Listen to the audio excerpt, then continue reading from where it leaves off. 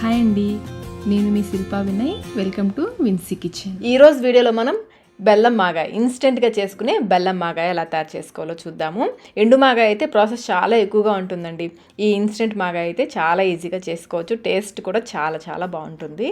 ఇందులో మామిడికాయ ముక్కలు ఉంటాయి చూడండి, అవైతే ఏరుకొని తినేస్తారు. అంత టేస్టీగా ఉంటాయి. పుల్ల పుల్లగా, తీయగా, కారంగా చాలా బాగుంటుంది పచ్చడి అయితే.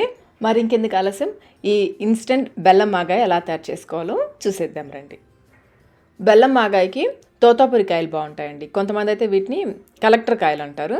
ఇక్కడ నేను 2 కాయలు తీసుకున్నాను. వెయిట్లో వచ్చేసి 6 కిలో మామిడికాయలు. శుభ్రంగా కడిగి తడి లేకుండా తుడిచేసుకుని పైన తొక్క తీసేసి కొంచెం పొడవుగా కట్ చేసుకోవాలి ముక్కల్ని. కొంచెం మందంగా, కొంచెం పొడవుగా చూడండి. ఈ మాత్రం సైజు ఉండేలాగా, ఈ మాత్రం అందం ఉండేలాగా కట్ చేసుకోవాలి. ఇలా కట్ చేసుకున్న ముక్కల్ని కోల్చుకుందాము. ఇవైతే వెయిట్లో వచ్చేసి 400 గ్రామ్స్ ఉన్నాయండి. 400 గ్రాముల ముక్కలు ఇవి. ఇంట్లో ఉండే ఏదైనా చిన్న గిన్నె కానీ గ్లాస్ కానీ తీసుకుని ముక్కల్ని చూడే విధంగా పై వరకు వచ్చేలాగా వేసుకోవాలి. ఈ విధంగా 4 గిన్నెల ముక్కలు తీసుకోవాలి. కొలుచుకున్న ముక్కల్ని ఒక క్లాత్ పైన వేసేసుకోండి. మీరు ఎన్ని మామిడికాయలైనా తీసుకోండి, కొలతలు మాత్రం ఇదే.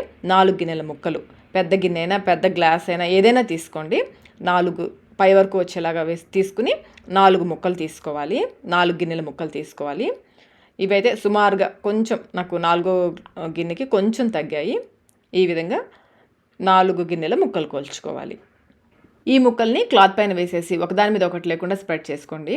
ఎండ ఉంటే కనుక ఎండలో ఒక 2 అవర్స్ పాటు ఎండలో పెట్టేసేయండి. ఎండలేని వాళ్ళు ఫ్యాన్ కింద పెట్టేసుకోవచ్చు. సమ్మరే కదా, ఫ్యాన్ కింద ఒక 4 అవర్స్ పాటు పెట్టేశారంటే కొంచెం లైట్గా అందులో ఉన్న తేమ తగ్గుతుంది.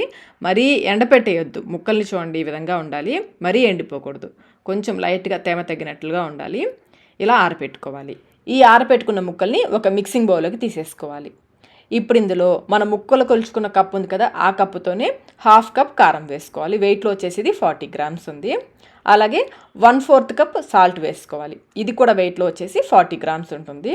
అలాగే బాగా సన్నగా తురిమిన బెల్లం వచ్చేసి నేను 1/2 కప్ కంటే కూడా కొంచెం ఎక్కువ తీసుకుంటున్నాను. వెయిట్లో వచ్చేసి ఇది 70 గ్రామ్స్ ఉంది.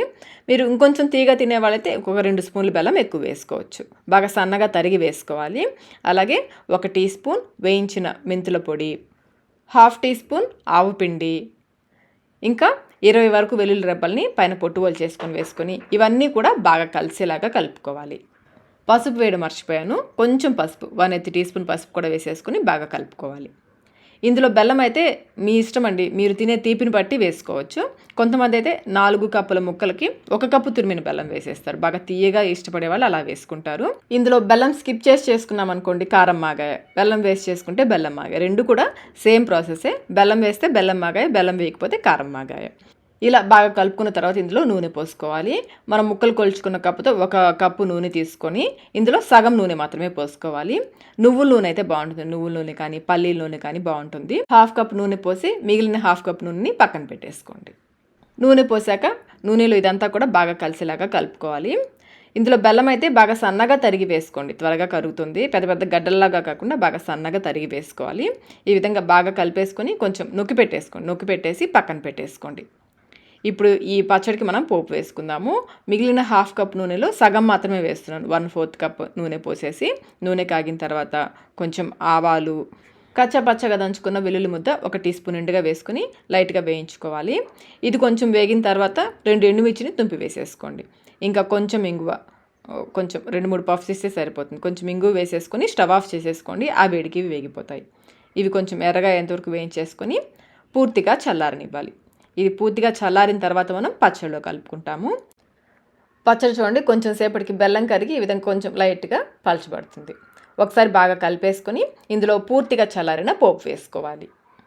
పోపు వేసుకున్న తర్వాత మళ్ళీ ఒకసారి బాగా కలిపేసుకోండి. ఈ మాగాయ, బెల్లం మాగాయ అయితే ఒక్కొక్క ప్రాంతంలో ఒక్కొక్కలాగా చేస్తారండి. కొంతమంది మెంతిపిండి, ఆవపిండి వేరు, కొంతమంది వెల్లుల్లి వేయకుండా చేసుకుంటారు. ఒక్కొక్క ప్రాంతంలో ఒక్కొక్క విధంగా చేసుకుంటారు. ఒక్కసారి ఈ పద్ధతిలో కూడా తప్పకుండా ట్రై చేయండి. టేస్ట్ అయితే చాలా చాలా బాగుంటుంది. నూనె కొంచెం తక్కువగా ఉంది అనిపిస్తుంది కదండి, 3వ రోజు మనం తిరిగి ఒక 2 రోజుల తర్వాత కలుపుకుంటాం కదా, అప్పుడు ఒకసారి నూనె తక్కువగా ఉంది అనిపిస్తే పక్కకు తీసి పెట్టుకున్న నూనె ఉంది కదా, అది వేసి కలుపుకోవచ్చు. పచ్చడి అయితే ఈ విధంగా బాగా కలిపేసుకుని మూత పెట్టేసి ఒక 2 రోజుల పాటు ఊరనివ్వాలి. 3వ రోజు పచ్చడిని ఒకసారి కలుపుకోవాలి.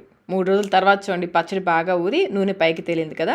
మీకు నూనె అంతగా పైకి తేరలేదు అనిపిస్తే పక్కకి తీసి పెట్టుకున్న నూనె ఉంది కదా, అది పోసి కలుపుకోండి. నాకైతే కరెక్ట్గానే సరిపోయింది నూనె. ఒకసారి మళ్ళీ పచ్చడి అంతా కూడా బాగా కలుపుకోవాలి. చూస్తుంటేనే నోట్లో నీళ్ళు వచ్చేస్తున్నాయి కదండి. ఈ మాగాయ పచ్చడి అన్నంలోకి బాగుంటుంది, టిఫిన్స్లో కూడా చాలా బాగుంటుంది. ఒకసారి బాగా కలిపేసుకుని టేస్ట్ చెక్ చేసుకొని మీకు సాల్ట్ ఏమైనా తగ్గితే ఇప్పుడు వేసి కలుపుకోవచ్చు.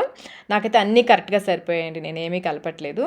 బయట అయితే ఈ పచ్చడి 1 మంత్ వరకు కూడా నిల్వ ఉంటుంది, ఫ్రిడ్జ్లో అయితే 6 నెలల పైనే నిల్వ ఉంటుంది. మరి ఇంకెందుకు ఆలస్యం, మీరు ట్రై చేసి మీకు టేస్ట్ ఎలా అనిపించిందో మాకు కమెంట్ రూపంలో తెలియచేయండి. వీడియో నచ్చినట్లయితే లైక్ చేయండి, మీ ఫ్రెండ్స్కి ఫ్యామిలీ మెంబర్స్కి షేర్ చేయండి. ఇలాంటి మరిన్ని రెసిపీస్ కోసం మన ఛానల్ని సబ్స్క్రైబ్ కూడా చేసుకోండి. Thank you.